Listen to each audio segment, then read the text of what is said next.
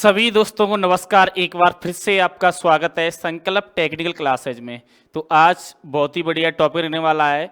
हमारे अर्थिंग के जो टॉपिक थे वो 3 टॉपिक रहने वाले थे, तो हम कवर करेंगे 2 टॉपिकों में। एक टॉपिक तो करा दिया है और दूसरा टॉपिक के बारे में पढ़ेंगे। इसके अंतर्गत आते हैं तुम्हारे कि हमारे नियम कौन कौन से होते हैं, वो नियम किस प्रकार से होते हैं, रूल कौन कौन से फॉलो किए जाते हैं, और हमारी जो अर्थिंग की वायरिंग होती है वो टीपी एनपी आईटीपी किस प्रकार से होती है उसके बारे में अध्ययन करेंगे। तो सभी बच्चे जुड़ जाएं फटाफट से लाइव, जिससे कि हम आगे बढ़ सकें।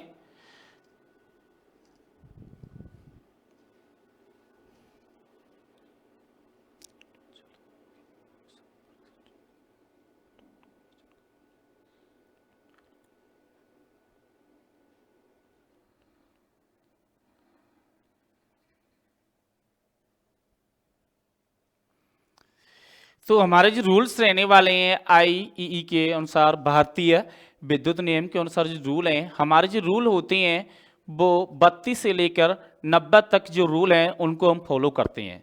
ठीक है ना। तो रूलों के बारे में पढ़ेंगे किस प्रकार से वो रूल रहने वाले हैं। तो अपन रूल्स के बारे में पढ़ते हैं।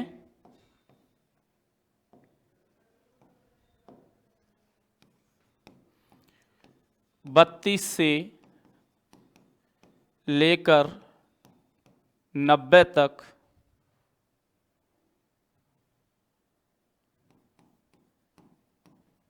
नेम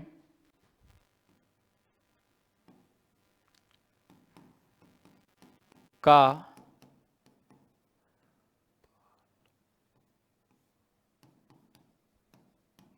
किया जाता है। जो अर्थिंग में जो नियम होते हैं हमारे 32 से लेकर 90 तक क्या करते हैं, नियमों का पालन करते हैं। तो 32 से लेकर 90 तक कौन कौन से वो नियम हैं उन पे हम नजर डालेंगे, एक एक नियम से हम पढ़ेंगे। तो हम पहला नियम लेते हैं, यहां से उठाते हैं 32वां नियम क्या कहता है भाई, कि स्विच और जितने भी हमारे चालक होते हैं तो उनमें क्या उनकी पहचान होना, जैसे न्यूट्रल और हमारी क्या उनकी पहचान होना 32 नियम के अनुसार कहा जाता है। ठीक है। तो लिखेंगे इसमें न्यूट्रल चालक व भू संयोजक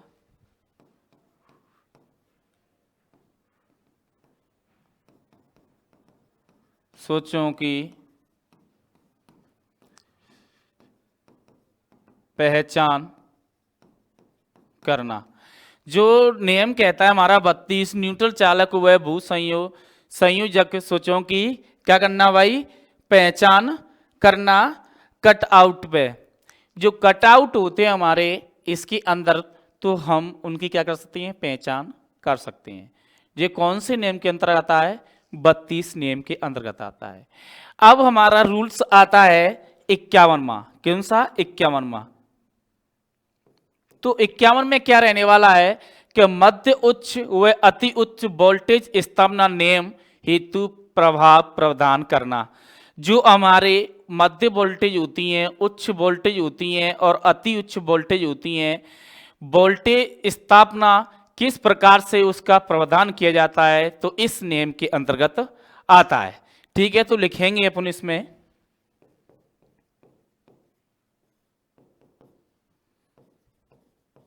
मध्यम उच्च व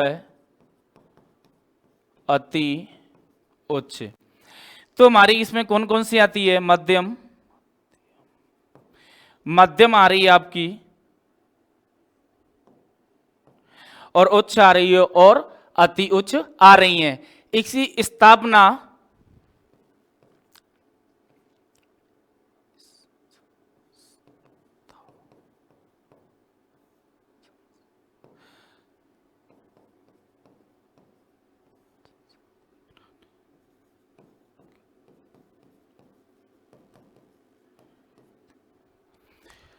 संस्थापना नियम के निर्धारित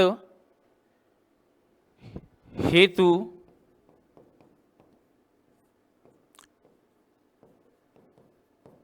जो हमारा संस्थापना नियम के निर्धारण हेतु क्या करते हैं भाई, इसको प्रभावी प्रदान करते हैं।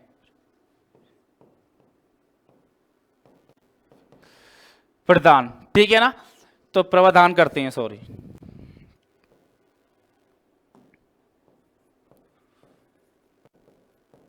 प्रावधान करती हैं।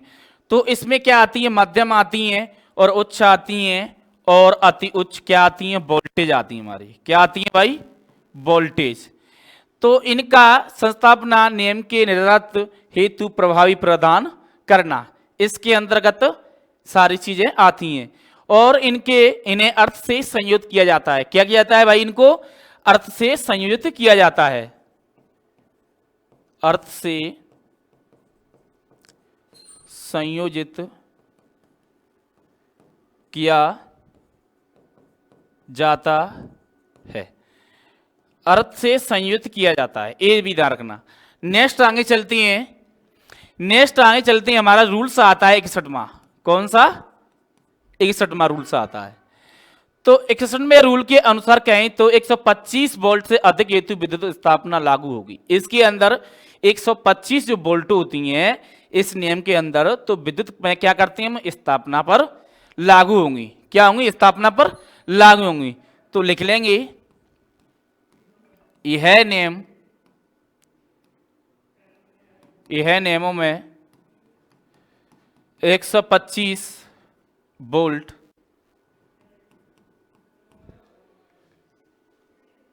125 वोल्ट क्या है भाई, 125 वोल्ट से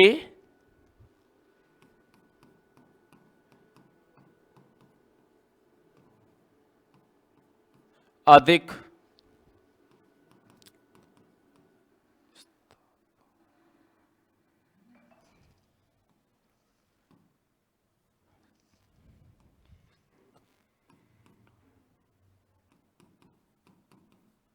लागू। देखो यह नियम में क्या होता है, 125 वोल्ट से क्या होती है भाई, अधिक स्थापना पर लागू होंगे, क्या होंगे, अधिक स्थापना पर क्या होंगे जी, लागू होंगे, इसका भी ध्यान रखना है, लागू होंगे। यह नियमों में 125 वोल्ट से अधिक विद्युत स्थापना पर क्या होते हैं जी, लागू होती हैं। और जैसे कि आपकी जो उत्पादन वितरण होती हैं जिसमें स्टेशनों पर कम से कम 2 अर्थिंग होनी चाहिए। जब ये नियम लागू होते हैं तो आपको स्टेशन हुआ, बस स्टैंड हुआ, तो आपके यहाँ पर कम से कम 2 अर्थिंग तो होनी चाहिए। तो ये भी ले सकती हैं इस नियम के अनुसार।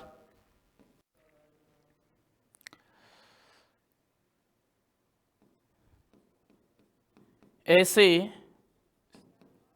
स्थानों जहां पर 2 अर्थिंग होनी चाहिए, जैसे स्टेशनों, bus station, bus stop, bus stand,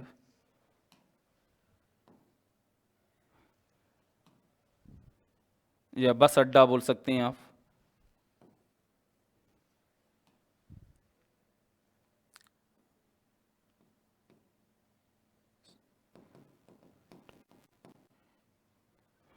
आदि। तो इसका ध्यान रखना है, यहां पर कितनी अर्थिंग होनी चाहिए भाई, 2 अर्थिंग होना जरूरी है, ठीक है ना। और जैसे देखिए जनरेटर, मोटर, ट्रांसफार्मर आदि स्थानों पर उनके कम से कम 2 प्रत्येक स्थानों पर अर्थिंग क्या करना चाहिए। जैसे आपकी मोटर हुई, आपके आपकी मोटर हुई और आपका ट्रांसफार्मर हुआ, ठीक है ना, जनरेटर हुआ, तो इन पे भी हम करना चाहिए, 2 जगह इनकी अर्थिंग करनी चाहिए। आगे रूल चलता है हमारा, और भी इसमें जो नए विद्युत स्थानों पर सप्लाई लाइन से जोड़ने के लिए पूर्ण अर्थ से क्या करते हैं, प्रतिरोध का क्या करते हैं भाई, परीक्षण करते हैं इसी नियम के अनुसार। तो हम क्या करते हैं भाई, पूर्ण लाइन का क्या करते हैं, बिछाने पर क्या करते हैं, इसका अर्थ के माध्यम से परीक्षण करते हैं, क्या करते हैं, परीक्षण करते हैं, ठीक है। और इसमें क्या होता है, जो मेन बात होती है, प्रत्येक वायर में अर्थिंग के लिए प्रयुक्त चालक तार का कुल प्रतिरोध 1 ओम से कम नहीं होना चाहिए। कितने ओम से? 1 ओम से। 1 ओम से कम नहीं होना चाहिए। तो इसका आपको विशेष करके ध्यान रखना है, जो हमारे चालक तार का कुल प्रतिरोध होता है, चालक तार का कुल प्रतिरोध होता है, तो उसका 1 ओम से क्या होना चाहिए? कम नहीं होना चाहिए, 1 ओम से, ठीक है ना, कम होना नहीं चाहिए। इसका भी आपको विशेष करके ध्यान रखना है। जो अर्थ इलेक्ट्रॉन्स होती हैं, तो जो भूमि में तो 3 ओम होता है, ठीक है, जो चट्टाने भूमि होती है वहां से 8 ओम से अधिक नहीं होनी चाहिए। तो हम लिख सकते हैं कि प्रतिरोध सामान्यतः भूमि में, प्रतिरोध सामान्यतः भूमि में 3 ओम और चट्टानों, और जो हमारी चट्टानें होती है ना, उनमें कितना होता है? चट्टान भूमि में होता है हमारा 8 ओम। 8 ओम से अधिक नहीं होना चाहिए, ठीक है।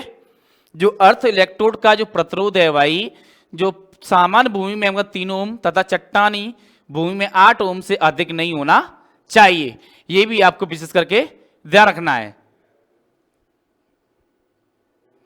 नियम आता है हमारा 62वां। कौन सा नियम? 62वां।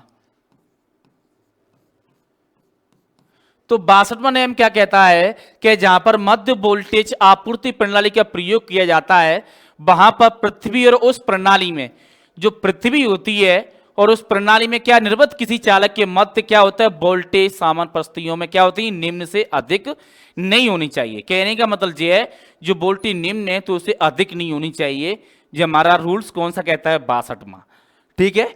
इसमें जहां पर मध्य वोल्टेज है तो मध्य रखनी चाहिए, निम्न से ज्यादा नहीं होनी चाहिए, कहने का मतलब है। तो इसी चीज को समझें कि किसी चालक के मध्य की वोल्टेज सामान्य परिस्थितियों में निम्न वोल्टेज से अधिक नहीं होनी चाहिए। तो लिख सकते हैं इसमें, यहां पर मध्य वोल्टेज आपूर्ति प्रणाली का प्रयोग किया जाता है, जहां पर मध्यम वोल्टेज का प्रयोग किया जाता है, ठीक है ना। और लिखेंगे किसी भी, जो हमारी किसी भी परिस्थिति में, ठीक है ना, किसी चालक के मध्य की वोल्टेज, ठीक है, तो किसी चालक के मध्य की वोल्टेज निम्न से अधिक नहीं होनी चाहिए, ठीक है ना। कहने का किसी चालक के मध्य की वोल्टेज निम्न से क्या होनी चाहिए? अधिक नहीं होनी चाहिए। ये हमारा रूल्स कौन सा कह रहा है भाई? 62वां। इसका भी ध्यान रखना है आपको, ठीक है ना। तो हमारा जो नियम आता है, अब आता है 67वां। 67वां क्या कहता है हमारा नियम?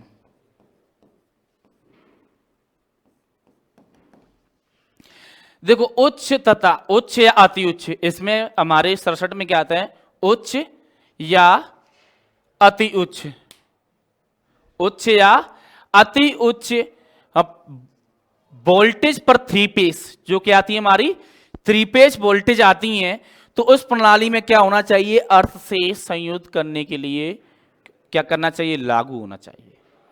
हमारी अति और उच्च, उच्च और अति उच्च जो वोल्टेज होती हैं, तो इस प्रणाली को अर्थ से संयुक्त करने के लिए क्या करना चाहिए? निम्न प्रदान लागू होने चाहिए। तो लिख सकते हैं इसमें, उच्च व अति उच्च वोल्टेज, उच्च व अति उच्च वोल्टेज इस प्रणाली में 3 फेस से संयोजित उच्च व अति उच्च वोल्टेज, इस प्रणाली में 3 फेस संयोजित से अर्थ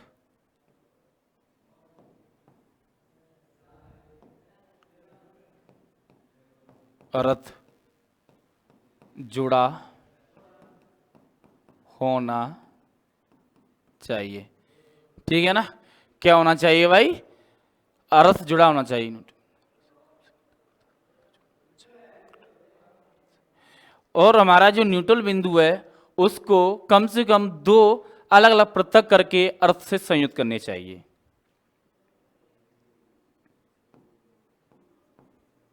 न्यूटन बिंदु को 2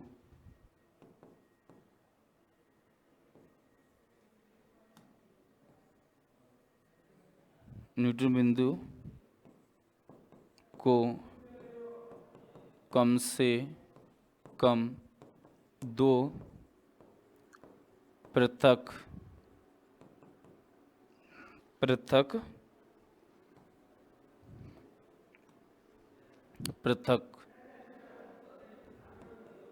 जगह से अर्थ करना चाहिए। कौन सा रूल कह रहा है हमारा? 67वां। ठीक है ना, इसका भी आपको ध्यान रखना है। नेम आता है हमारा 69, 69वां। 69वां नियम क्या कहता है? देखो 69वां नियम कहता है जहां पर पोल टाइप होते हैं, आपकी प्लेटफॉर्म होती हैं आपकी, ठीक है ना, तो हमारी जो लाइनें बिछी होती हैं तो उनको भी किससे करना चाहिए? हमें अर्थिंग से, हमें क्या करना चाहिए? कनेक्ट करना चाहिए, भू संपर्क किया जाना चाहिए। ठीक है ना, जहां पर पोल टाइप तथा सब स्टेशन के लिए प्लेटफॉर्म टाइप की संरचना प्रयोग की जाती है एवं प्लेटफॉर्म पर जो खड़े होने वाले व्यक्ति को पर्याप्त स्थान प्रदान किया जाना चाहिए। ठीक है, और वहां पर प्लेटफॉर्म के चारों ओर ठोस पटरी बनाई जाती है। आपको यही मालूम है क्या होती है भाई? ठोस पटरी बनाई जाती है। और क्या होता है, बनाने के बाद यदि ठोस पटरियां धातु से निर्मित हों, जो पटरियां हैं हमारी धातु से निर्मित हों, ठोस से, तो उन्हें क्या करना चाहिए? भू संपर्क करना किया जाना चाहिए। ये हमारा नियम कौन सा कहता है? 69। ठीक है ना, तो लिख सकते हैं जहां पर पोल टाइप, जहां पर पोल टाइप स्टेशनों,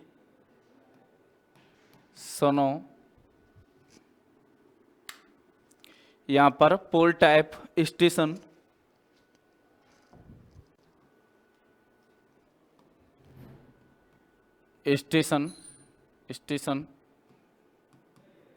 को, जहां पर हमारे पोल टाइप स्टेशन होते हैं तो वहां के लिए प्लेटफॉर्म की संरचना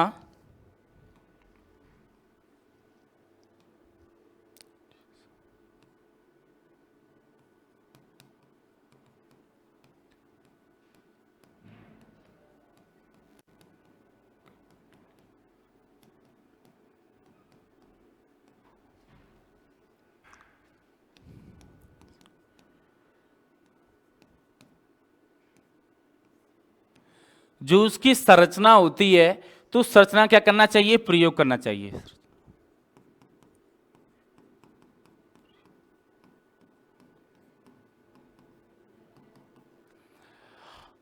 ठीक है ना, क्या करना चाहिए? संरचना का प्रयोग करना चाहिए। खड़े होने के लिए व्यक्ति का पर्याप्त स्थान होना चाहिए। क्या होना? प्रदान होना चाहिए। खड़े होने के लिए व्यक्ति को क्या होना चाहिए भाई? पर्याप्त स्थान होना चाहिए।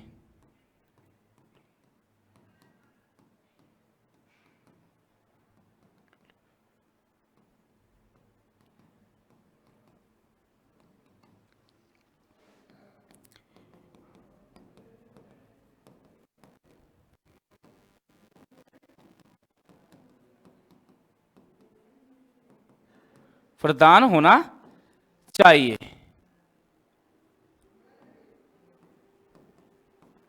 ठीक है, और जिससे कि जो हमारी का ठोस पदार्थ की पटरियां हैं, कैसी ठोस पदार्थ की, ठोस पदार्थ की क्या है पटरियां हैं, तो उनको क्या करना चाहिए भाई, भू संयुक्त से संयुक्त करना चाहिए। ठोस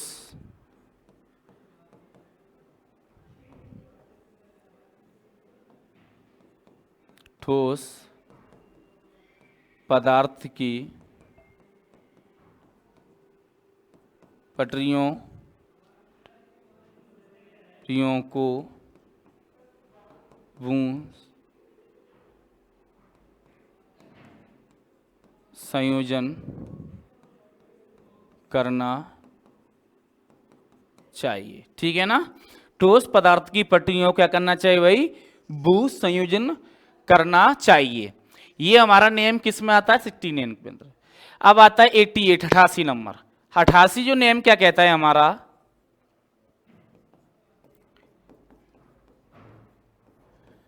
88 नियम कहता है कि प्रत्येक गाइड वायर के प्रत्येक बिंदु पर अर्थ संयुक्त करना चाहिए। प्रत्येक जो हमारा गार्ड होता है, प्रत्येक गार्ड होता है जैसे कि पोल के नीचे बिछा जाता है, उस वायर को क्या करना चाहिए भाई, वायर को क्या करना चाहिए भाई, प्रत्येक वायर को क्या करना चाहिए, प्रत्येक बिंदु पर क्या करना चाहिए, अर्थ से संयोग करना चाहिए।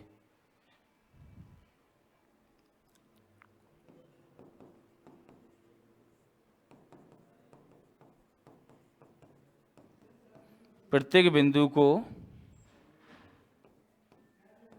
अर्थ करना चाहिए।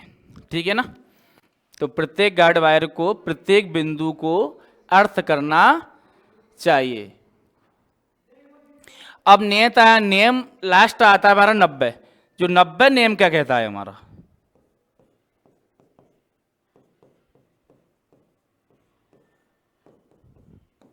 देखो 90 जो 90 है हमारा, वो कहता है कि स्रोपणी लाइन हमारी होती है वितरण लाइन है।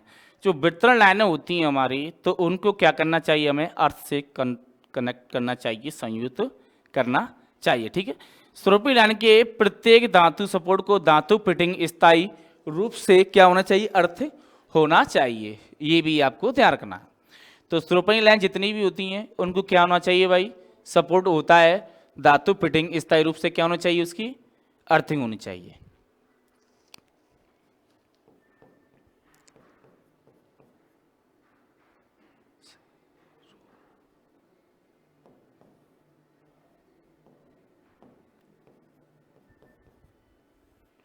जो हमारी कौन सी लाइन होती है, स्रोपरी लाइनें होती हैं, तो सभी धातुक सपोर्ट को क्या होना चाहिए, अर्थ होना चाहिए।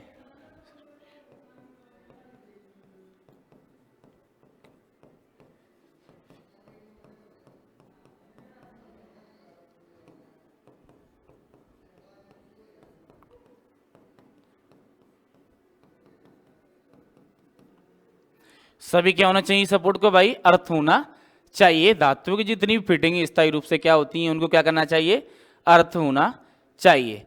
ठीक है, हमारा जो स्टे वायर होता है, क्या होता है, स्टे वायर होता है, तो इसको भी भूमि संपर्क होना चाहिए। जो स्टे वायर होता है हमारा, प्रत्येक जैसे कि स्टे वायर वहाँ लगा होता है, यहाँ पर कहीं लाइन को मोड़ना हो या स्टॉप करना हो, तो वहाँ पर भी हमें क्या करना चाहिए, जैसे स्टॉप करना है, अर्थ वायर स्टे वायर लगा है, तो वहाँ पर भी हमें क्या करना चाहिए, उस लाइन को भाई अर्थ से कांटेक्ट करना चाहिए।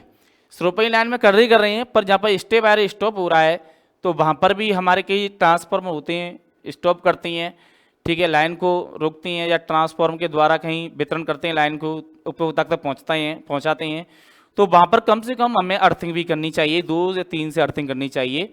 ठीक है, और वहाँ के जैसे ट्रांसफार्मर तो नीचे आपकी जैसे प्लेट अर्थिंग हो गई, रोड अर्थिंग हो गई, पाइप अर्थिंग हो गई, एक प्रकार की अर्थिंग है जो सी वहाँ पर प्रयोग होने वाली है, तो उसका अर्थिंग का क्या करना चाहिए, उपयोग करना चाहिए। तो स्टे वायर भी समान रूप से भू संपर्क से होना चाहिए। स्टे वायर क्या होना चाहिए, तो लिखते हैं इसमें स्टे वायर भी भू संयोजित होना चाहिए। जो स्टे वायर है जो भू से क्या होना चाहिए, भू संपर्क होना चाहिए, ठीक है। और इसमें क्या लगाना चाहिए, जब स्टे वायर करते हैं तो इसके बीच में 10 फुट से ऊंचे पर एक इंसुलेटर लगाना चाहिए, जिससे कि ऊपर से करंट आ रहा है तो नीचे के नीचे नहीं आए, ये भी आपको ध्यान करना है। तो हम क्या करते हैं भाई, कम से कम पृथ्वी से कम 10 फुट ऊंचाई पर इंसुलेटर लगाया गया हो। जब तक कि पृथ्वी से कम 10 फीट की ऊंचाई पर एक इंसुलेटर ना लगाया गया हो, तो हमारे 10 फुट की ऊंचाई होती है तो उस पर एक इंसुलेटर लगाना चाहिए, जो क्या होता है, अचालक का काम करता है, ठीक है। तो 10 फुट ऊपर कम से कम 10 फीट ऊपर इंसुलेशन वाला इंसुलेटर लगा होना चाहिए। ये हमारे क्या हो गए, रूल्स हो गए। जितने भी अर्थिंग में रूल्स होते हैं उन रूल्सों के बारे में पढ़ाया। अब पढ़ते हैं, हमारे इसके अंदर आती है हमारी जो प्रणाली होती हैं और जो भारतीय मानकों की सूची होती है अर्थिंग के लिए, तो उस सूची पर थोड़ी सी नज़र डालेंगे। तो हमारी ये सूची है, देखो किस प्रकार से है, ये देखेंगे सभी बच्चे। देखो अर्थिंग के लिए वंचित भारतीय मानकों की सूची किस प्रकार से है, तो हमारा संशोधन जो नियम है इनके तहत ऐसा के तहत क्या होना चाहिए भाई, विद्युत वायरिंग की स्थापना के लिए व्यवहारिक कोड पर प्रणाली वोल्टेज 650 से अधिक नहीं होनी चाहिए। दूसरा कहता है प्रत्येक मोटर के संतुलन और अनुरक्षण के लिए व्यवहारिक कोड होना चाहिए, और इंसुलेटिंग तेल अनुरक्षण के लिए व्यवहारिक कोड होना चाहिए, और विद्युत तकनीकी शब्दावली के लिए ओवरलोड विद्युत ऊर्जा वितरण के लिए इस प्रकार से होना चाहिए, ठीक है। नेक्स्ट बढ़ते हैं।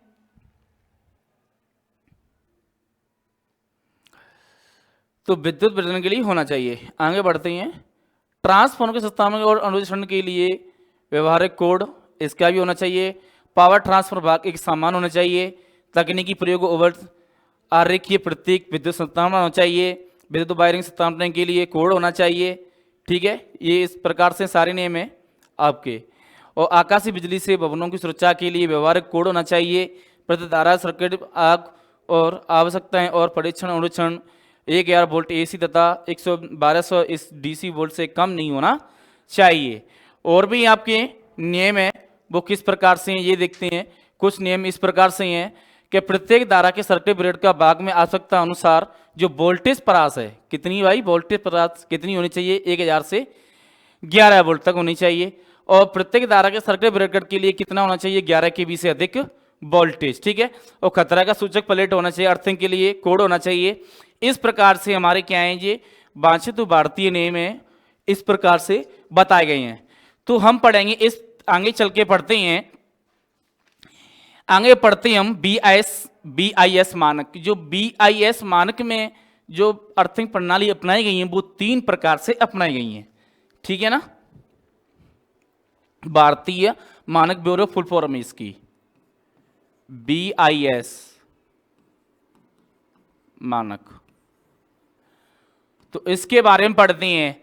तो BIS जो मानक होता है उसमें हमारे जो IC के 60-364 अर्थ प्रणाली को गाइडलाइन के अनुसार हमारी कौन सी है, IC कौन सी है भाई, IC 60-364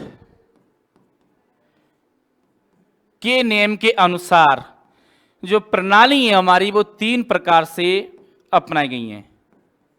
3 प्रकार से प्रणाली है। किस प्रकार से प्रणाली है भाई, 3 प्रकार से। तो हमारी पहली प्रणाली आती है हमारी पहली आती है हमारी टी एन,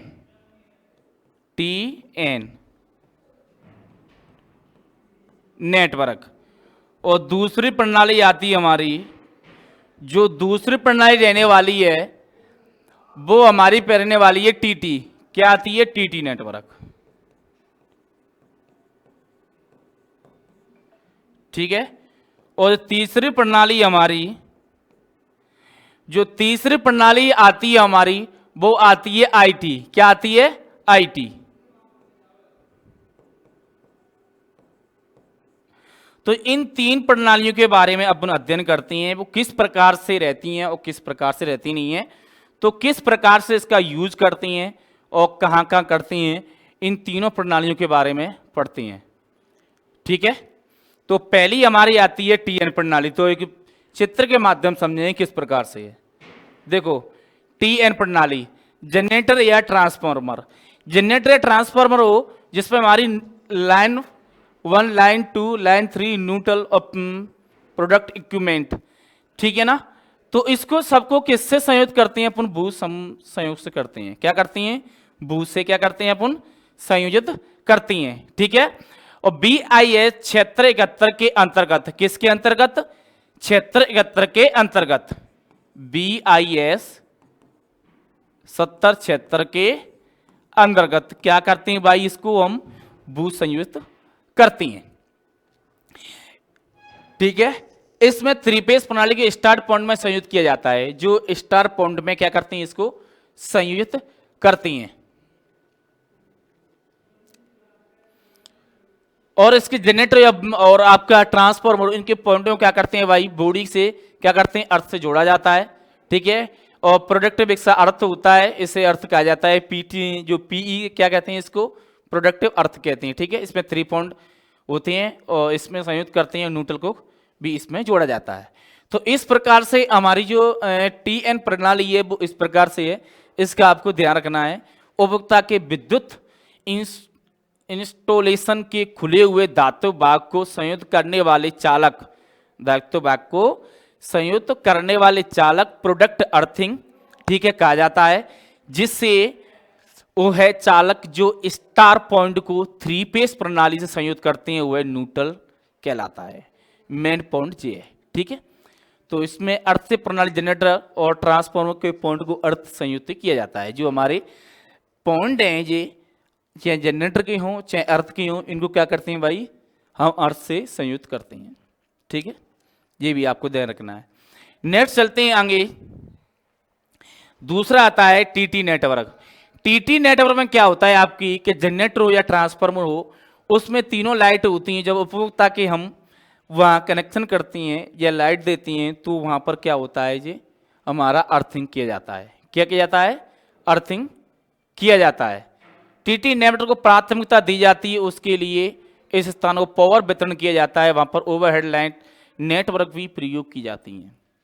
इसका आपको विशेष करके ध्यान रखना है। जो टीटी नेटवर्क होता है हमारा,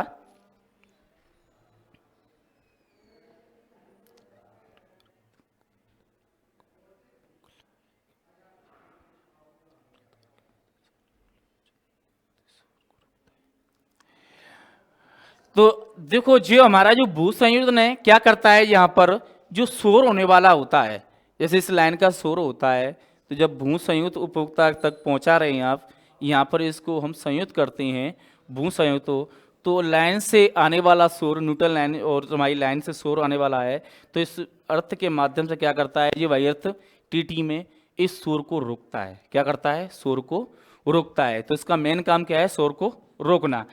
टीटी का मेन काम होता है शोर को रोकना। ठीक है ना। जो टीटी नेटवर्क का काम होता है वो क्या होता है? शोर को रोकना। ये आपको ध्यान रखना है। ठीक है। लास्ट चलती हैं। लास्ट आता है हमारा आईटी नेटवर्क। क्या आता है हमारा? IT network. ये नेटवर्क हमारा वो नेटवर्क है जहां पर विद्युत प्रणाली को क्या किया जाए? उपभोक्ता तक पहुंचा जाता है, डिस्ट्रीब्यूशन किया जाता है। ठीक है ना। विद्युत वितरण प्रणाली के अर्थ से किसी भी प्रकार का कोई संयुक्त नहीं होता है। जब इसको संयुक्त कर देते हैं तो इससे अब संयुक्त हो रहा है, नहीं हो रहा है। ये हमारी क्या वितरण लाइन है आपकी, क्या है ये वितरण लाइन, वितरण लाइन। वितरण लाइन को क्या करती हैं, किसी एक भी तार को बूंद संयुक्त नहीं करती हैं, किसी भी वायर को अर्थ नहीं करती है। ठीक है, वितरण लाइन में क्या होता है भाई, किसी भी वायर को क्या करते नहीं करते हैं, अर्थिंग नहीं करते हैं, ये केवल प्रतिबाधा संयोग ही होता है। इस प्रकार की प्रणाली में प्रतिबाधा को मॉनिटरिंग करने हेतु मॉनिटरिंग युक्ति का प्रयोग किया जाता है। जो इस प्रकार की प्रणाली प्रतिबाधा होती है, इसको मॉनिटरिंग करने के लिए एक मॉनिटरिंग का क्या करते हैं भाई, उपयोग करते हैं। ये हमारी क्या होगी, आईटी प्रणाली होगी। आपकी तीनों जो आईटी प्रणाली थी तो इस प्रकार से थी। ठीक है, नेक्स्ट हमारे जो बच्चे हमारी क्लास में जुड़े हैं और जो नए बच्चे जुड़े हैं तो चैनल को सब्सक्राइब कर दें, जिससे आने वाली वीडियो सबसे पहले आप तक पहुंच सके। तो मिलते हैं नेक्स्ट वीडियो में, जब तक के लिए धन्यवाद, थैंक यू।